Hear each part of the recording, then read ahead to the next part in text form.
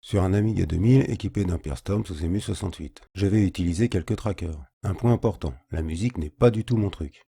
Je ne vais donc pas vous dire comment faire de la musique. C'est plus pour montrer qu'il fonctionne très bien avec un Pearstorm sous EMU68. Les modules que je vais utiliser ont été faits par Alex, que je remercie beaucoup pour son boulot.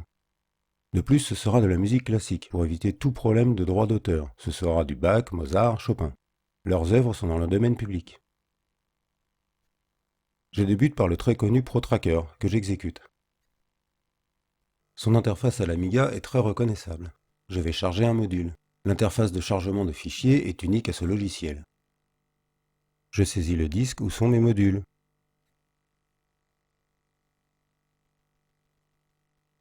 Et je me balade dans mes répertoires. Je vais prendre du Mozart. Allez, play pour écouter une partie du module.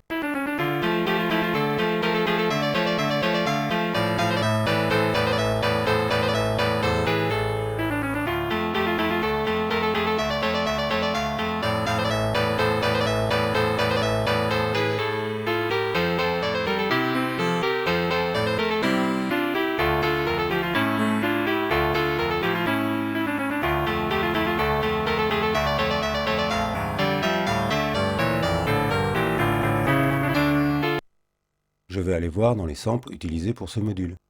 Le premier que j'écoute, le second, le troisième.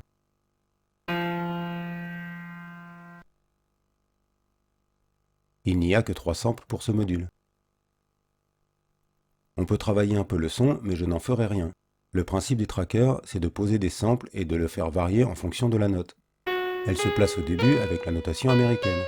On utilise le clavier pour cela. Vous comprenez pourquoi je n'ai pas fait moi-même la musique. Moi, je fais du bruit disgracieux. Ensuite, dans les chiffres, les 2 premiers sont pour le numéro du sample et les 3 suivants pour les effets et autres. On peut jouer avec le tempo du module, c'est presque le seul truc que je sache faire. Je vais l'augmenter pour voir ce que cela fait.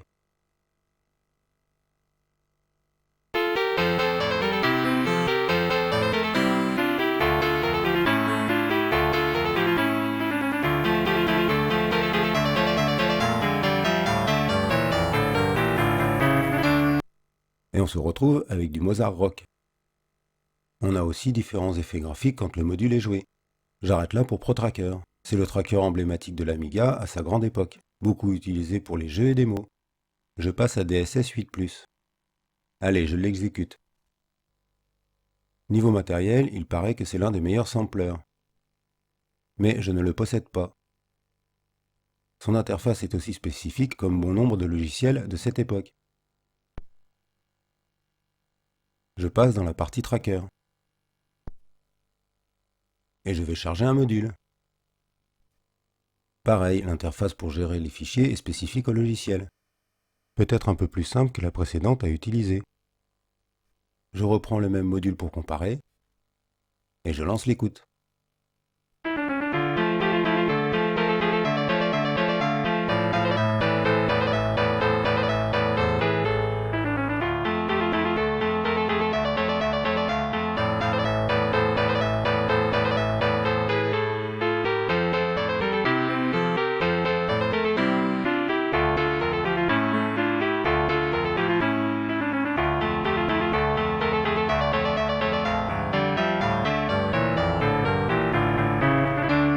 Je ne vais pas en dire beaucoup plus, je ne sais vraiment pas m'en servir. Mais le principe est le même. Avec le clavier, on a les notes.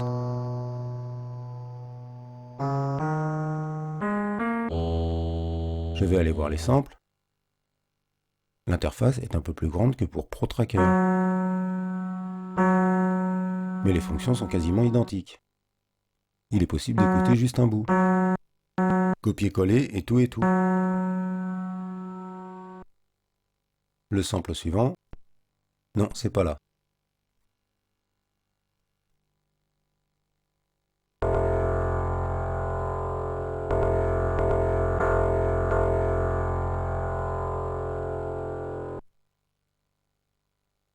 Tiens, je n'avais jamais vu cela. Les sons se jouent. Je vais arrêter là pour DSS 8+. Je quitte tout. Il y a un port ARX, donc sûrement pilotable ou ajouter des fonctions. Je passe sur Octamed Sound Studio.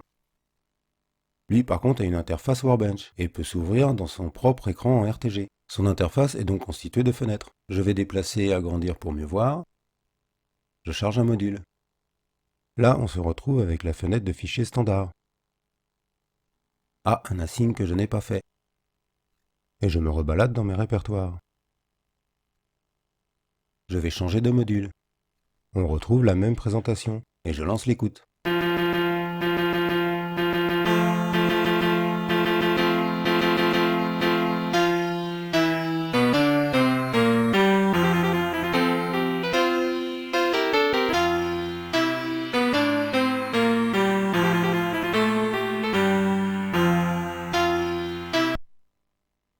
Je vais aller ouvrir la fenêtre des instruments. C'est la liste des instruments utilisés dans le module. Je vais bouger un peu cela. Je vais ouvrir la fenêtre des samples. Comme pour les autres logiciels, on peut l'écouter. Changer facilement d'instrument. Et faire des actions dessus.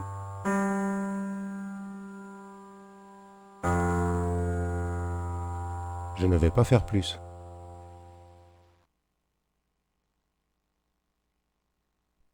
Avec ce logiciel, il est possible d'afficher une portée musicale avec les notes.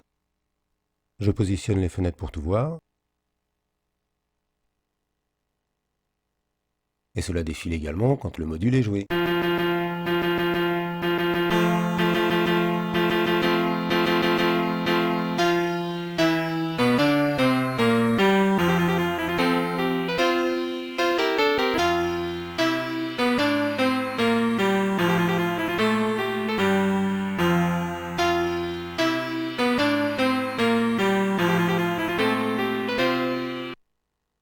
On peut également y placer les notes, mais tout cela est hors de ma compétence. Les deux fenêtres sont synchronisées. Bon voilà. Je vais charger un autre module pour jouer avec. Enfin jouer, plutôt le massacrer serait plus approprié.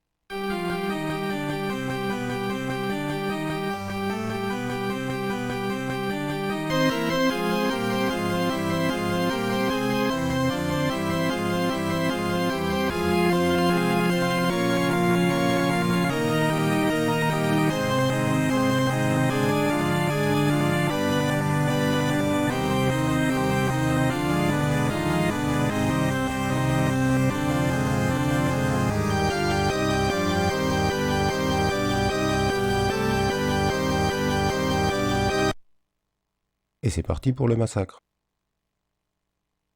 Dans les sons, je vais en ajouter un nouveau. Pour ce module, il n'y a qu'un seul son. Je vais ajouter un son. Pour cela, je clique là pour charger un son. Et il faut aller le chercher sur le disque. C'est un son de percussion. Je vous préviens tout de suite, les goûts et les sons, c'est chacun pour soi. Donc mon son. Je vais m'amuser à changer sur deux pistes les sons utilisés. Je remplace le clavecin par cette percussion. Pour cela, rien de plus simple, il faut changer le numéro du son. Ce sont les deux premiers chiffres après la note. Je vais me mettre déjà sur le bon bloc du module. Je vais déjà modifier celui-ci. Je vais changer la piste 1 et 4. Je remonte en haut. Et là, je vais changer tous les 9 par 8. Ah oui, il faut se déplacer avec les flèches du clavier. Il y a peut-être un moyen de le faire d'un coup, mais je ne sais pas.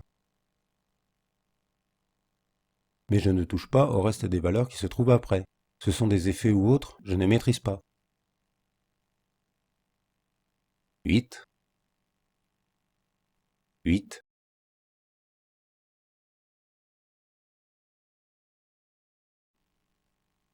8. Et voilà, j'ai fait les deux colonnes. Bon, maintenant, je vais voir le massacre.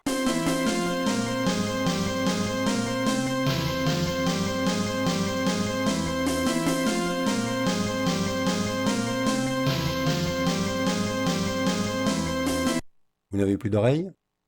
Je me suis amusé à faire cela sur tout le module. Non, je ne sauve pas celui-ci. Je vais le charger. Le faire n'est pas passionnant. Je joue le module depuis le début.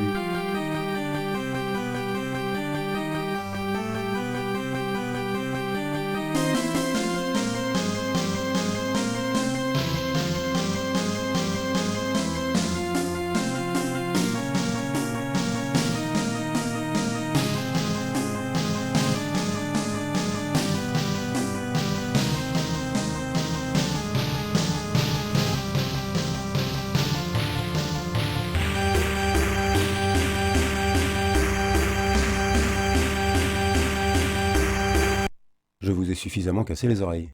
J'aurais voulu avoir les percussions sur les deux canaux au lieu d'un, mais je ne sais pas comment faire. Par contre, pour faire un peu plus rock ou un truc du type, je vais augmenter le tempo. J'ouvre la fenêtre du tempo, et hop, j'augmente.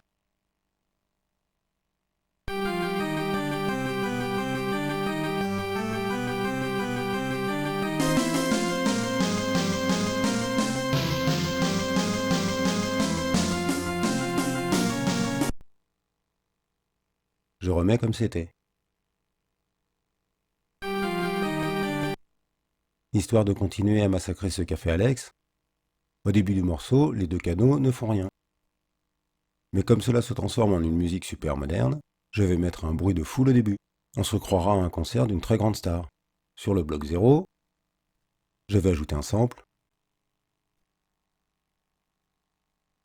Donc là, l'original.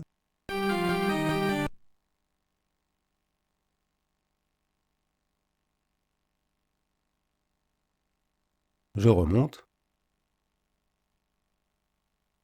Voilà le son que je rajoute. Allez, c'est parti. Alors, comme je ne sais pas faire, je vais au moment où le son s'arrête, le remettre, mais diminuer le volume. C'est bien le seul truc que je sais faire. À peu près là.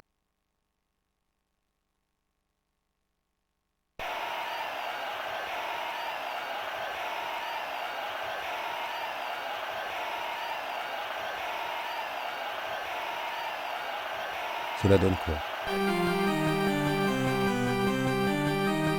Cela donne pas trop mal. Allez, je continue.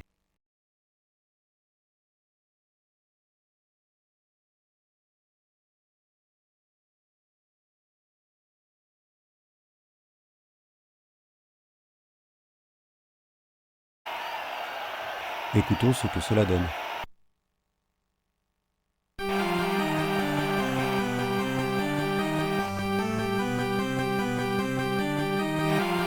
Et le module maintenant.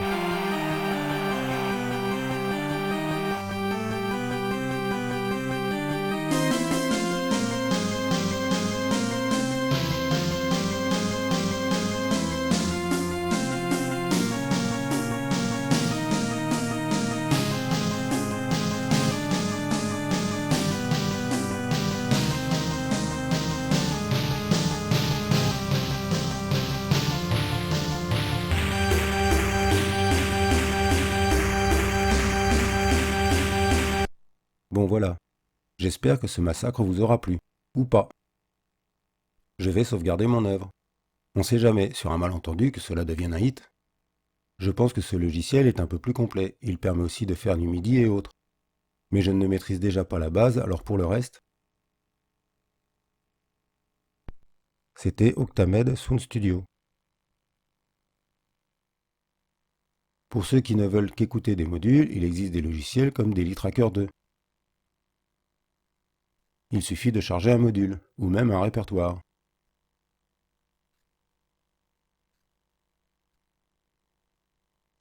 Et on écoute.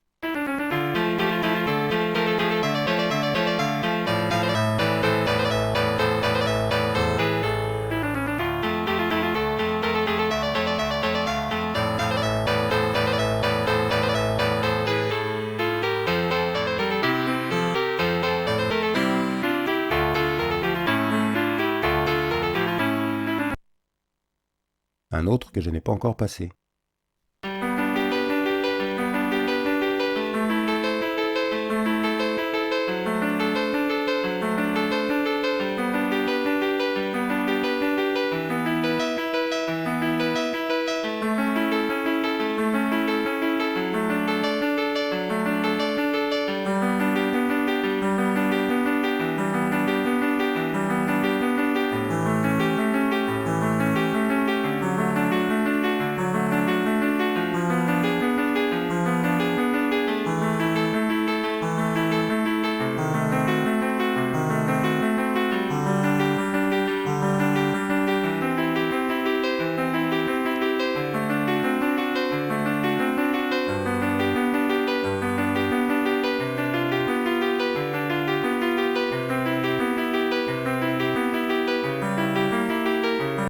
Je vais arrêter là. Il est donc possible de faire de la musique avec un Peerstorm sous EMU68. Cela fonctionne très bien. Pour remercier Alex de son boulot sur ces modules, je vous mets l'intégralité de ces modules maintenant.